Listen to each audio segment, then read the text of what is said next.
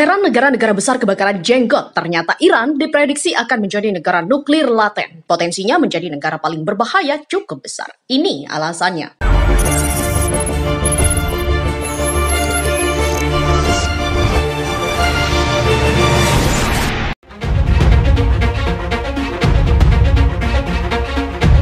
Ilustrasi pembicaraan nuklir dan sanksi AS untuk program senjata nuklir Iran.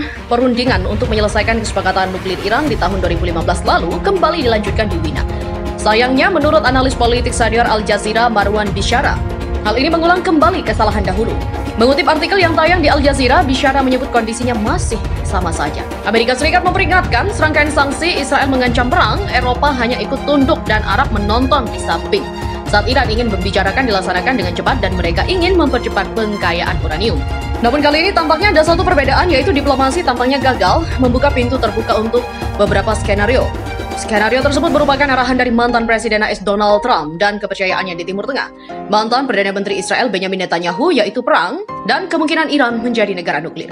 Lagi pula, Trump juga yang memutuskan menghancurkan kesepakatan nuklir di tahun 2015 lalu. Setelah berulang kali mengutuk perjanjian tersebut sebagai perjanjian bencana dan busuk, dia meninggalkannya tahun 2018 atas dasar tuduhan yang tidak berkaitan. Bishara menyebut Trump juga memperburuknya dengan menerapkan sanksi-sanksi baru kepada Iran, termasuk sanksi kedua untuk pihak ketiga yang melakukan perdagangan dengan Iran, dan memerintahkan pembunuhan Jenderal Iran Qasim Soleimani. Menurut Bishara, karena dikekang, Iran akhirnya mengamuk ke semua arah. Paling penting, Iran memperbaharui program pengkayaan uranium mereka, membawanya ke tingkat untuk penggunaan senjata. Setelah Presiden AS Joe Biden menjabat Januari lalu, dia gagal menggunakan kesempatan kecil untuk menghapus kebijakan pendahulunya dan meneruskan kesepakatan pada semester pertama 2021. Upayanya mengeksploitasi sanksi Trump untuk memaksa Teheran menerima kondisi baru justru merugikannya. Agustus kemarin, Ebrahim Raisi, ulama terkemuka dan anak didik pemimpin agung Ali Khamenei, terpilih menjadi Presiden Iran. Kini Teheran bersikeras kembali dan mereka ke kesepakatan dengan syarat pemerintahan Biden mengangkat semua sanksi yang diberikan setelah 2017, baik sanksi yang berkaitan dengan nuklir ataupun bukan. Mereka mengharapkan Washington menyediakan jaminan yang diperlukan jika tidak ada administrasi di masa depan bisa membuang kesepakatan itu lagi. Iran juga akan menunggu bukti jika sanksi benar-benar diangkat sebelum bergerak menuju kesepakatan itu. Mereka juga menolak diskusi apapun terkait dengan sistem rudal dan peran regional mereka. Untuk bagiannya, Washington mengharapkan Iran kembali ke status quo dan membuang semua uranium yang berhasil diperkaya dan sentrifugal mereka yang memproduksi uranium diperkaya sebelum sanksi terkait dengan nuklir diangkat. AS bersikeras sanksi lain akan diangkat jika Iran mengubah perilaku destabilisasi mereka di Timur Tengah.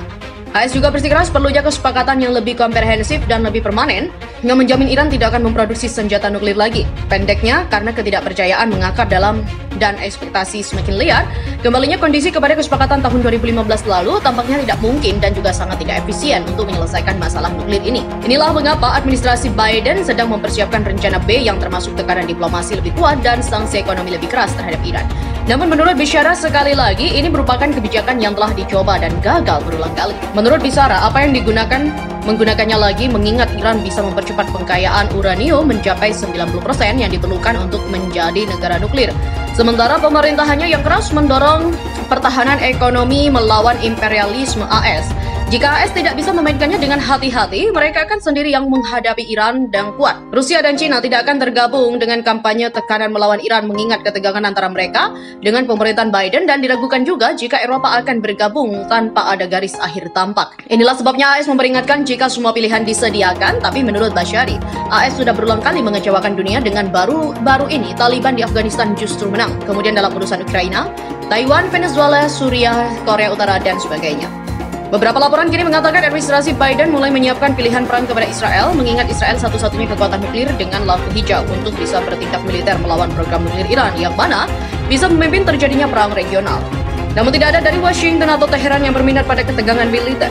Strategi Biden adalah untuk menarik pasukan militer dari titik-titik panas Timur Tengah, bukan menciptakan neraka melebihi perang Irak. Dan walaupun pernyataannya keras, Khamenei menunjukkan kehati-hatian tidak menarik Iran ke dalam konfrontasi militer dengan AS yang bisa menghancurkan status Republik Islam, melebahkan rezimnya dan merusak posisi regional. Diplomat Iran mengatakan kesepakatan untuk menghidupkan kembali kesepakatan nuklir negaranya dengan kekuatan dunia beradab dalam jangkauan ini, tetapi tergantung pada niat baik Barat.